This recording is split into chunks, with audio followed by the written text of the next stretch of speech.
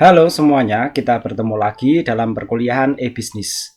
Kali ini kita akan membahas tentang supply chain management. Pembelajaran kita mulai dari pengertian mengenai materi ini.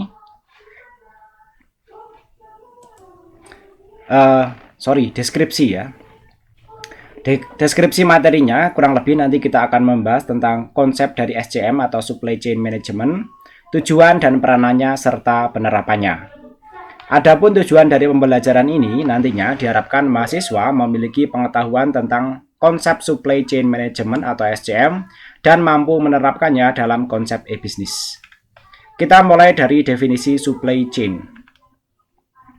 Supply chain merupakan sebuah rangkaian atau jaringan perusahaan-perusahaan yang bekerja sama secara bersama-sama untuk membuat dan menyalurkan produk atau jasa kepada konsumen akhir. Rangkaian atau jaringan ini terbentang dari penambangan bahan mentah di bagian hulu sampai retail atau toko pada bagian hilir. Di antaranya termasuk supplier, pabrik, distributor, toko atau retail, serta perusahaan-perusahaan pendukung seperti perusahaan jasa logistik. Ada 3 aliran dalam supply chain management, yaitu dalam supply chain dulu ya, kita belum berbicara manajemen ya. Dalam supply chain nanti ada 3 aliran. Yang pertama adalah aliran material, yaitu aliran barang yang mengalir dari hulu atau upstream ke hilir atau downstream. Contohnya bahan baku yang dikirim dari supplier ke pabrik. Kemudian yang kedua aliran informasi. Aliran informasi yang bisa terjadi dari hulu ke hilir atau sebaliknya. Yang ketiga adalah aliran uang atau dana. Nah, aliran uang dan sejenisnya ya, yaitu ini yang dimaksud dengan aliran uang atau dana adalah aliran uang dan sejenisnya yang mengalir dari hilir ke hulu ya. Jadi nanti secara visual ilustrasinya supply chain seperti ini ya.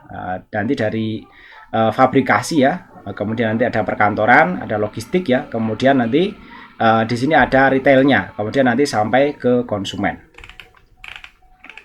Nah, berikutnya kita lihat di sini struktur supply chain. Secara sederhana, sebuah model struktur supply chain dapat disederhanakan seperti nampak pada gambar di bawah ini ya. Kelompok bagian kiri nanti kita sebut sebagai hulu dan kelompok bagian kanan kita sebut sebagai hilir ya. Nah, di sini nanti bagian hulu nanti ada supplier ya, kemudian ada manufacturer atau pabrik ya. Kemudian ada distributor, kemudian wholesaler ya, penjual besar begitulah. Kemudian nanti retailer atau pengecer ya. Kemudian nanti sampai ke end customer ya. Nah, nanti di sini istilahnya lapisannya ini adalah aliran fisik ya. Nanti di sana ada material atau produk, ada kembalian atau retur ya. Kemudian di sini ya arus baliknya ini adalah aliran pembayaran. Nanti ada bentuk uang, invoice ataupun harga atau itu pemberian harga atau pricing ya. Kemudian nanti yang bolak-balik ini adalah aliran informasi ya, karena nanti informasi akan diberikan dari kedua belah pihak ya.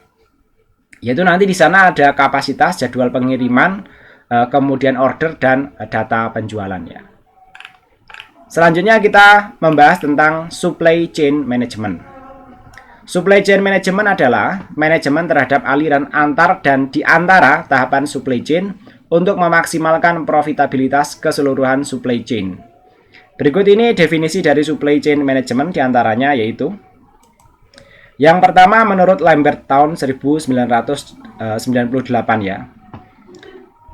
Menurut Lambert, supply chain merupakan integrasi atas proses-proses bisnis dari pengguna akhir melalui pemasok awal yang menyediakan produk, jasa, dan informasi yang memberikan nilai tambah bagi pelanggan.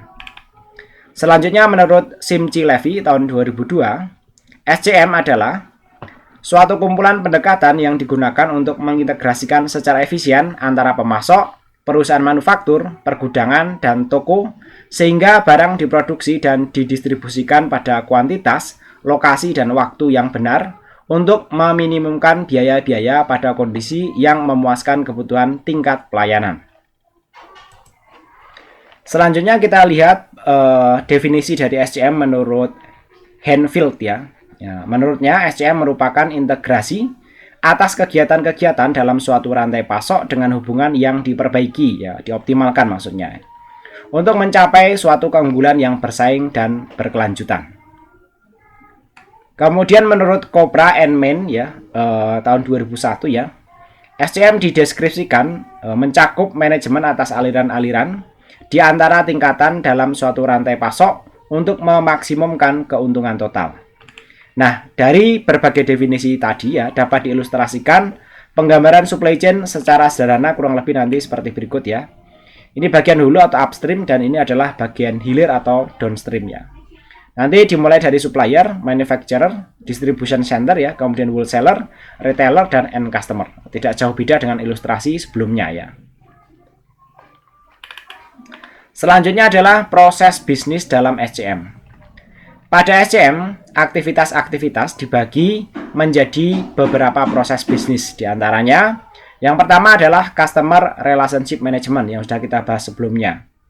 Langkah pertama, manajemen rantai pasok adalah mengidentifikasi pelanggan utama atau pelanggan yang kritis bagi perusahaan. Aktivitas ini melibatkan tim pelayanan pelanggan customer service yang membuat dan melaksanakan program-program bersama, persetujuan produk dan jasa, serta menetapkan tingkat kinerja tertentu untuk memenuhi kebutuhan pelanggan. Kemudian yang kedua, Customer Service Management atau CSM ya. CSM merupakan sumber tunggal informasi pelanggan yang mengurus persetujuan produk dan jasa. Customer Service nantinya memberitahukan pelanggan informasi mengenai tanggal pengiriman dan ketersediaan produk melalui hubungannya dengan bagian produksi dan distribusi. Pelayanan setelah penjualan juga perlu atau pernah jualnya ya. Intinya harus secara efisien membantu pelanggan mengenai aplikasi dan rekomendasi produk. Selanjutnya yang ketiga adalah demand management. Proses ini harus menyeimbangkan kebutuhan pelanggan dengan kemampuan pasokan perusahaan, menentukan apa yang akan dibeli pelanggan dan kapan. Sistem manajemen permintaan yang baik menggunakan data point of sales atau biasanya kita kenal dengan POS ya. Dan data dengan pelanggan inti untuk mengurangi ketidakpastian dan aliran yang efisien melalui rantai pasok.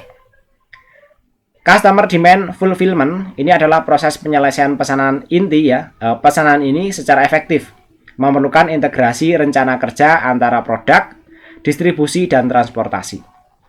Hubungan dengan rekan kerja, yakni anggota primer rantai pasok dan anggota sekunder diperlukan untuk memenuhi kebutuhan pelanggan dan mengurangi total biaya kirim ke pelanggan. Yang kelima adalah Manufacturing Flow Management. Biasanya perusahaan memproduksi barang lalu dibawa ke bagian distribusi berdasarkan rantai historik. Produk dihasilkan memenuhi jadwal produksi. Seringkali produk yang salah mengakibatkan persediaan yang tidak perlu, meningkatkan biaya penanganan atau penyimpanan, dan pengiriman produk menjadi terhambat ya ini ya. Dengan manajemen rantai pasok, produk dihasilkan berdasarkan kebutuhan pelanggan. Jadi, barang produksi harus fleksibel dengan perubahan besar. Untuk itu diperlukan kemampuan berubah secara cepat untuk menyesuaikan dengan variasi kebutuhan massal.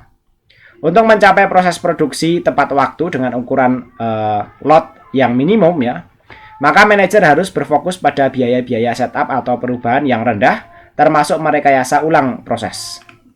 Perubahan dalam desain produk dan perhatian pada rangkaian produk ya. Selanjutnya adalah procurement, yaitu membina hubungan jangka panjang dengan sekelompok pemasok yang dalam arti ya, hubungan win-win relationship akan mengubah sistem beli tradisional.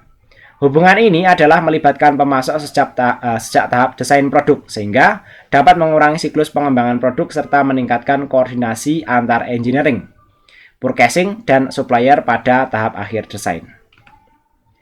Selanjutnya yang ketujuh yaitu pengembangan produk dan komersialisasi. Untuk mengurangi waktu masuknya produk ke pangsa pasar, pelanggan dan pemasok seharusnya dimasukkan ke dalam proses pengembangan produk.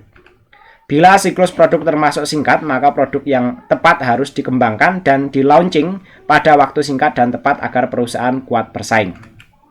Kemudian yang kedelapan adalah return, yaitu proses manajemen return yang efektif memungkinkan untuk mengidentifikasi produktivitas, kesempatan memperbaiki, dan menerobos proyek-proyek agar dapat bersaing. Ketersediaan return atau return to available adalah pengukuran waktu siklus yang diberlakukan untuk mencapai pengembalian aset atau return on asset ya, pada status yang digunakan. Pengukuran ini penting bagi pelanggan yang memerlukan produk pengganti dalam waktu singkat bila terjadi produk gagal. Selain itu, perlengkapan yang digunakan untuk scrap dan waste dari bagian produksi diukur pada waktu organisasi menerima uang cash. Ya. Nah, gambarnya nanti kurang lebih seperti ini ya. Ini adalah aliran informasi ya. Kemudian nanti di sini berinteraksi dengan pemasok level 1, level 2 ya, kemudian dengan pabrik, kemudian dengan pelanggan dan juga dengan pengguna atau pelanggan akhir ya. Nah, nanti di sini ada lapis aliran produksi ya. Nanti dia menghubungkan antara logistik dan R&D ya. Selanjutnya nanti ada lapis-lapis yang lainnya, ada manajemen hubungan pelanggan, kemudian pelayanan pelanggan, permintaan, kemudian pemenuhan pesanan ya, kemudian aliran manufaktur ya, kemudian hubungan pemasok, dan ada pengembangan komersialisasi produk ya, serta yang paling bawah itu ada lapis manajemen pengembalian ya. Nah, ini untuk fasilitas retur ya. Nah, proses bisnis ya, nanti saling berantai di dalam proses yang ada. Selanjutnya fungsi manajemen SCM ya. Nantinya ada dua fungsi utama dalam SCM ya. Yang pertama adalah secara fisik SCM ini mengkonversi bahan baku menjadi produk jadi dan menghantarkannya ke pemakai akhir. Fungsi pertama ini berkaitan dengan ongkos-ongkos fisik, yaitu ongkos material, ongkos penyimpanan, ongkos produksi, ongkos transportasi, dan sebagainya. SCM sebagai mediasi pasar yakni memastikan bahwa apa yang disuplai oleh rantai suplai mencerminkan aspirasi pelanggan atau pemakai akhir tersebut. Fungsi kedua ini berkaitan dengan biaya-biaya survei pasar, perencanaan produk, serta biaya-biaya akibat tidak terpenuhi aspirasi konsumen oleh produk yang disediakan oleh sebuah rantai suplai. Ongkos-ongkos ini nantinya bisa berupa ongkos markdown, yaitu penurunan harga produk yang tidak laku dijual dengan harga normal, atau ongkos kekurangan suplai yang dinamakan dengan stock out cost ya. Lanjut kita bahas mengenai prinsip-prinsip supply chain management. Prinsip utama yang harus dipegang dalam sinkronisasi aktivitas-aktivitas sebuah supply chain adalah untuk menciptakan resultan yang lebih besar, bukan hanya bagi tiap anggota rantai, tetapi bagi keseluruhan sistem. Kesuksesan implementasi prinsip ini biasanya membutuhkan perubahan pada tingkatan strategis ataupun taktis. Sebaliknya, kegagalan biasanya ditandai dengan ketidakmampuan manajemen mendefinisikan langkah-langkah yang harus ditempuh dalam menggiring komponen-komponen supply chain yang kompleks ke arah yang sama. Lanjut ya. Anderson, Britt, dan Favre ya, tahun 97 memberikan 7 prinsip SCM dalam merumuskan keputusan strategis, yaitu yang pertama, segmentasi pelanggan berdasarkan kebutuhannya. Kemudian yang kedua, sesuaikan jaringan logistik untuk melayani kebutuhan pelanggan yang berbeda. Selanjutnya yang ketiga, dengarkan signal pasar dan jadikan signal tersebut sebagai dasar dalam perencanaan kebutuhan atau demand planning, sehingga bisa menghasilkan ramalan yang konsisten dan alokasi sumber daya yang optimal. Kemudian yang keempat adalah diferensiasi produk pada titik yang lebih dekat dengan konsumen dan percepat konversinya di sepanjang rantai suplai. Yang kelima, kelola sumber-sumber suplai secara strategis untuk mengurangi ongkos kepemilikan dari material maupun jasa. Kemudian yang keenam, kembangkan strategi teknologi untuk keseluruhan rantai suplai yang mendukung pengambilan keputusan hierarki serta memberikan gambaran yang jelas dari aliran produk, jasa maupun informasi. Yang ketujuh, adopsi pengukuran kerja untuk sebuah supply chain secara keseluruhan dengan maksud untuk meningkatkan pelayanan kepada customer akhir atau konsumen akhir.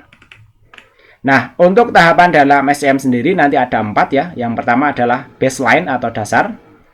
Masing-masing fungsi bisnis maksudnya, seperti produksi dan pembelian melakukan aktivitas mereka secara sendiri-sendiri, secara terpisah dari fungsi bisnis yang lainnya untuk tahap baseline ini.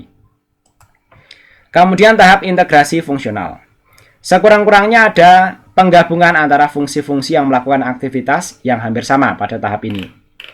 Kemudian yang ketiga adalah tahap integrasi secara internal. Diperlukan dalam tahap ini pengadaan dan pelaksanaan perencanaan kerangka kerja. Kemudian yang keempat adalah tahap integrasi secara eksternal, yaitu integrasi supply chain yang sebenarnya diperluas dengan supplier dan pelanggannya ya. Manfaatnya jika mengoptimalkan supply chain management kurang lebih seperti ini. Yang pertama adalah mengurangi inventory barang ya. Inventory merupakan bagian paling besar dari aset perusahaan yang berkisar antara 30-40%. Oleh karena itu, usaha dan cara harus dikembangkan untuk menekan penimbunan barang di gudang agar biaya dapat diminimalkan. Kemudian yang kedua adalah menjamin kelancaran penyediaan barang.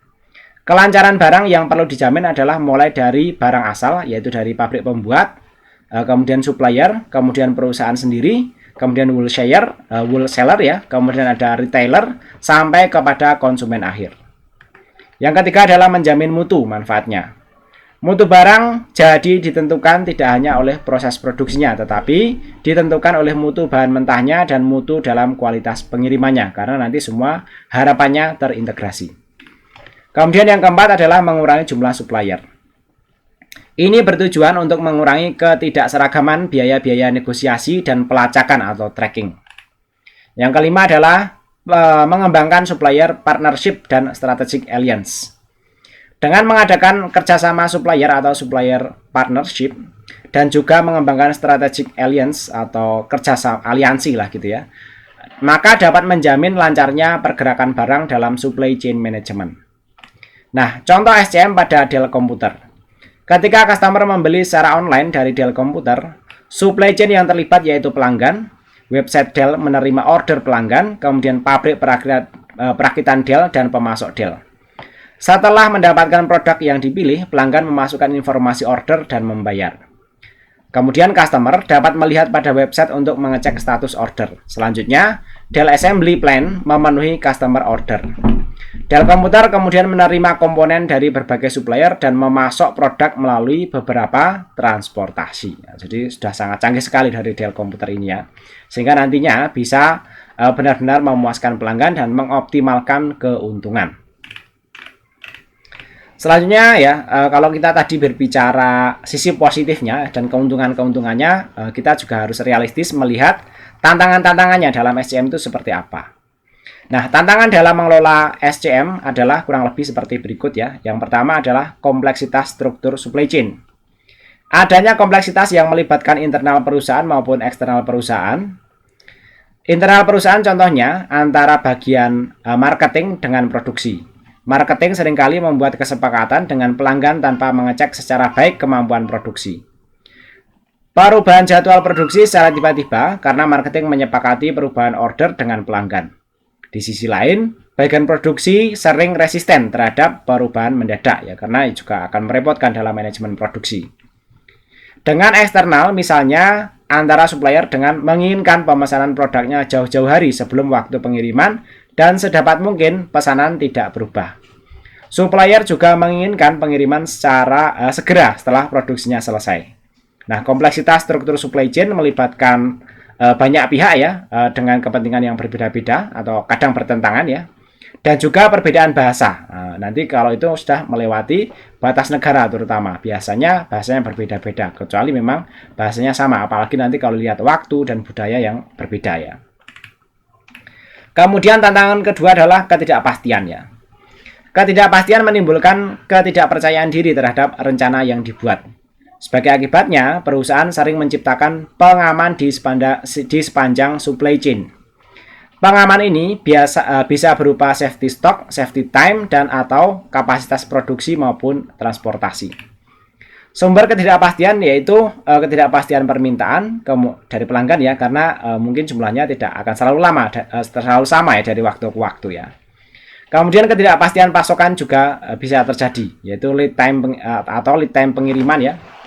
Kemudian harga dan kualitas bahan baku dan lain-lain. Ketidakpastian internal juga bisa dari sana ya, seperti kerusakan mesin, kinerja mesin yang tidak sempurna, kemudian ketidakpastian kualitas produk dan lain sebagainya. Selanjutnya kita lihat di sini peran internet dalam SCM. Teknologi memungkinkan pembagian cepat dari data permintaan dan penawaran. Dengan membagi informasi di seluruh rantai supply ke konsumen akhir ya, kita bisa membuat sebuah rantai permintaan diarahkan pada penyediaan nilai konsumen yang lebih. Tujuannya ialah mengintegrasikan data permintaan dan suplai jadi gambaran yang akurasinya sudah meningkat ya, dan dapat diambil ya tentang sifat dari proses bisnis ya, pasar dan konsumen akhir. Integrasi ini sendiri memungkinkan peningkatan keunggulan yang kompetitif. Jadi, dengan adanya integrasi ini, dalam rantai suplai akan meningkatkan ketergantungan dan inventory minimum. Internet memungkinkan kolaborasi, koordinasi, dan integrasi dalam praktek di lapangan. Dengan adanya internet, pihak-pihak pada supply chain bisa membagi informasi serta melakukan transaksi lebih cepat, murah, dan akurat. Informasi penjualan di supermarket atau retail akan mudah ya, bisa dibagi ke pihak-pihak yang berada di sebelah hulu supply chain dan dengan menggunakan tentunya di sini adalah teknologi internet ya. Aplikasi internet dalam konteks supply chain management nanti kurang lebih seperti ini ya. Yang pertama adalah electronic procurement. Nah, e-procurement merupakan aplikasi internet untuk mendukung proses pengadaan. Contohnya e-auction, yaitu suatu aplikasi untuk mendukung kegiatan lelang yang dilakukan secara elektronik. Pada model ini, pembeli bisa mengundang beberapa calon supplier untuk menawarkan harga atas produk dengan spesifikasi dan jumlah tertentu dalam waktu yang telah ditentukan. Supplier dengan harga yang rendah akan dianggap yang menang. Nah, proses lelang ini dilakukan dengan media internet. Kemudian contoh yang kedua yaitu perusahaan otomotif seperti Volkswagen ya, General Motors ya, kemudian Daimler, Chrysler ya, dan sebagainya menggunakan e-procurement secara ekstensif untuk proses pengadaan bahan baku dan komponen item-item yang masuk dalam kelompok MRO atau Maintenance, Repair and Operations seperti suku cadang, peralatan tulis kantor, dan lain sebagainya. Kemudian yang kedua adalah Electronic Fulfillment atau e-fulfillment. Fulfillment adalah pemenuhan pesanan pelanggan. Nah, beberapa kegiatan yang termasuk dalam proses fulfillment adalah menerima order dari pelanggan. Pelanggan bisa memesan melalui email dan web-based ordering. Kemudian mengelola transaksi, yaitu transaksi proses pembayaran. Kemudian manajemen gudang yang meliputi pengendalian persediaan produk dan kegiatan administrasi gudang secara umum. Kemudian manajemen transportasi, yaitu keputusan model dan rute transportasi termasuk di dalamnya. Kemudian yang terakhir adalah komunikasi dengan pelanggan untuk memberikan informasi, status pesanan, kemudian dukungan teknis, dan sebagainya. Ya. Nah, belum terakhir tadi ya, ada tambahan ya. Kalau ini terakhir beneran, yaitu kegiatan reserve logistik yang berupa pengembalian produk ke bagian supply chain akibat pengembalian dari pelanggan. Ya. Baik, kurang lebih seperti itu ya. Berikutnya di sini ada soal latihan, nanti silahkan didiskusikan di kelas ya, dengan dosen koordinator di masing-masing cabang. Terima kasih dan sampai ketemu lagi pada video pembelajaran berikutnya.